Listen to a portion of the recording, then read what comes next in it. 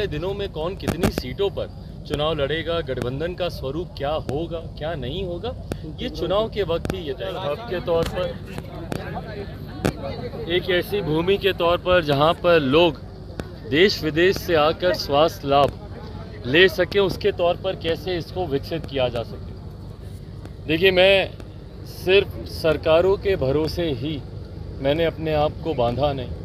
हर वो संभव प्रयास अपने क्षेत्र के लिए मैंने किया जिससे अपने क्षेत्र को हम लोग आगे लेकर जा सकें, जिसमें यकीनन जैन समुदाय का एक बहुत बड़ा योगदान रहा एक लंबे समय से। और मुझे याद है 2017 से ही, खैर चर्चा हम लोग की जब से मैं पहली बार सांसद बना तब से ही, और 2017 में दिल्ली के तालकटोरा स्टेडियम में एक बड़ा कार्यक्रम था जहां देश विदेश से जैन समुदाय के तमाम वरिष्ठ साथी, तमाम संतगण वहां पर आए हुए थे, और उनके समक्ष मैंने ये प्रस्ताव रखा था कि अगर यहाँ पे एक अस्पताल खोला जाए और आने वाले दिनों में उसको मेडिकल कॉलेज के तौर पर उसको विकसित किया जाए। मुझे खुशी है कि आज यहाँ पे 108 बेड का ये अस्पताल का भवन पूरी तरीके से इसका निर्माण हो चुका है, और आज से ही ये सुचारू रूप से ये कार्य करने भी ये लग जाएगा। और आने वाले दिनों में कैसे इसको मेडिकल कॉलेज के तौर पर इसको मान्यता प्राप्त हो, उस दिशा में भी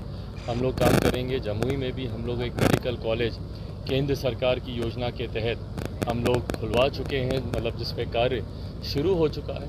और एक और मेडिकल कॉलेज अगर हो जाएगा तो यकीनन इस क्षेत्र के एक बड़े क्षेत्र वर्ग को उसका लाभ मिलेगा, और इसमें यकीनन जैन समुदाय का एक बहुत बड़ा योगदान है, जिसके लिए मैं उन सब का हृदय से आभार व्यक्त करता हूं। अब जिस मेडिकल कॉलेज की बात कर रहे हैं जम्मू में खुला है, वो उसमें तो बालू जो है मिट्टी वाला लग रहा है, गिट्टी सब जो है 2 नंबर का लग रहा है, गंदा संदा जैसे जैसे काम हो रहा है। भाई, इससे पूर्व भी 2 बार हम लोगों ने इसकी गुणवत्ता को लेकर हम लोगों ने सवाल हम लोगों ने उठाए थे, और जांच के लिए हम लोगों ने इस विषय को दिया है।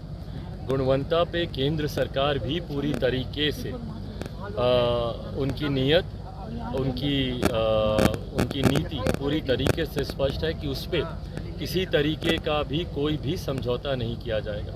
जितनी बार भी जांच में ये पाया जाएगा कि कहीं पे भी गुणवत्ता के साथ किसी भी तरीके का समझौता किया गया है, उन अधिकारियों पे भी कार्रवाई होगी, उन एजेंसीज पे भी कार्रवाई होगी, और पुनः उसमें जो भी सुधार करने की जरूरत होगी वो किया जाएगा। लोकसभा चुनाव नजदीक है 2024 में, अब अमित शाह जो आए बिहार आए और कह रहे हैं कि 40 सीट पर चुनाव लड़ेगी भाजपा। भाई, तो 40 सीटों की तैयारी हर राजनीतिक दल करता ही है, हम लोग नहीं कर रहे हैं क्या?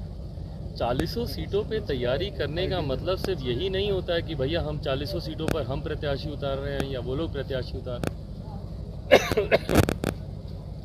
जिस सीट पर हम लोग चुनाव नहीं भी लड़े, उस सीट पर हमारे गठबंधन के साथी को उसका लाभ मिले, इस दृष्टि से भी हर राजनीतिक दल तैयारी करता है। हम खुद नालंदा से लेके, आरा से लेके, सीमांचल से लेके, कौन सा ऐसा क्षेत्र जहाँ पे हम लोग संगठन को मजबूत करने का हम लोग काम नहीं कर रहे हैं, जहाँ पे हम स्वयं जाकर वहाँ पे हम लोग कार्यक्रम हम लोग नहीं कर रहे हो।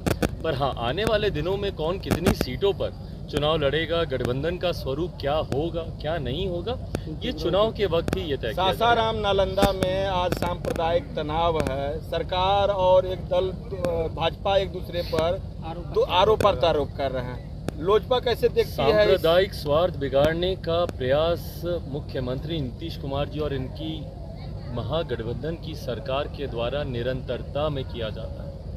साल दर साल ऐसी तस्वीरें सामने आती हैं, ऐसी घटनाएं होती हैं, बिना उससे कोई सीख लिए हर बार बिहार को जलने के लिए छोड़ दिया जाता है। और इससे ज़्यादा चिंता की बात और क्या होगी कि मुख्यमंत्री खुद अपने गृह जिले को नहीं बचा पाते।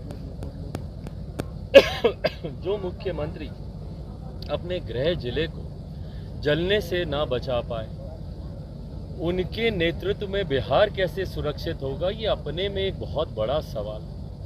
इसीलिए लोक जनशक्ति पार्टी रामविलास ने ये मांग की कि बिहार में अब राष्ट्रपति शासन लागू कर देना चाहिए। ये हिंसा तो अभी 2 दिन 4 दिन की बात है, पर आए दिन जो बिहार में हत्याएं हो रही हैं, जहरीली शराब से मौतें हो रही हैं, अपहरण हो रहा है, लूटमार हो रहा है, उसमें भी तो पूर्णतः विफल है बिहार सरकार। इतनी बड़ी घटना घट गई, इसकी साजिश इतने समय से चल रही थी, कहाँ थी इनकी जांच एजेंसियां, कहाँ थी इनकी इंटेलिजेंस, कहाँ थी इनका खुफिया विभाग? क्यों नहीं इनके पास पहले वो जानकारी है? क्यों नहीं इस साजिश को होने से रोका जा सका इस घटना को घटने से पहले?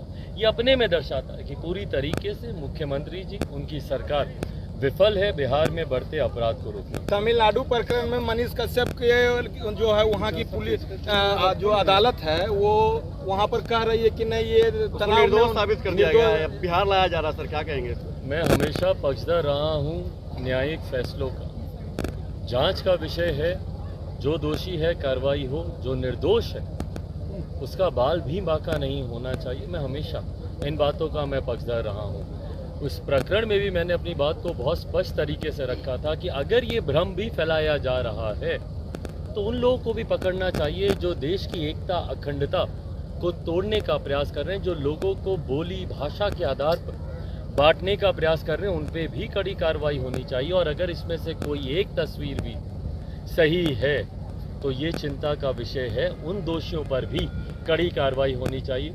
जांच का विषय है, मुझे लगता है जैसे जांच आगे बढ़ती रहेगी जो निर्दोष है वो बचते रहेंगे। विकास के मुद्दे पर जो भी बोल रहे हैं तो उनको मतलब दबाने का प्रयास किया जा रहा है बिहार सरकार, जो अभी मौजूदा सरकार कहीं ना कहीं बिहार सरकार अपनी खामियों को छुपाने का प्रयास तो करती है। राहुल गांधी की चर्चा चली गई है, तो कह रहे हैं कि भाजपा का है साजिश है, क्या कहेंगे? ये पूरी तरीके से एक टेक्निकल मामला है, इसको राजनीतिक रूप क्यों दिया जा रहा है मेरी समझ के परे है।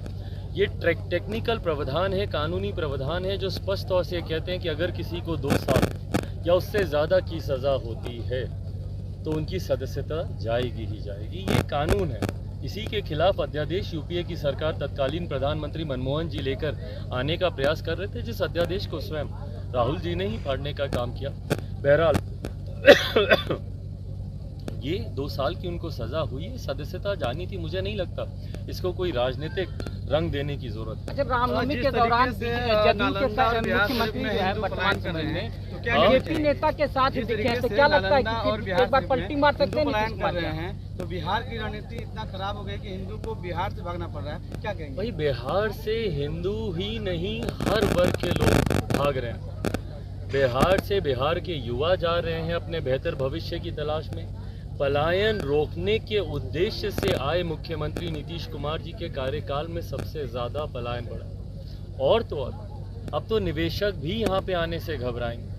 जिस तरीके से नालंदा के उस मॉल में, बिहार शरीफ के उस मॉल में लूटमार मची, बॉम्बे में रहने वाले कारोबारी जिन्होंने निवेश की दृष्टि से, बिहारियों को रोज़गार देने की दृष्टि से, बिहार में अर्थव्यवस्था को बेहतर करने की दृष्टि से यहाँ पे निवेश किया, जिस तरीके से करोड़ों का सामान, टीवी, फ्रिज, एसी, कूलर सब लूट के ले गए। कैसे कोई यहाँ पे आके निवेश करेगा जब तक सुरक्षा का भाव यहाँ पे लोगों को नहीं मिलेगा? तो ऐसे में भैया पलायन सिर्फ एक धर्म विशेष का ही नहीं, पूरी जमात का हो रहा है, जिसमें युवा वर्ग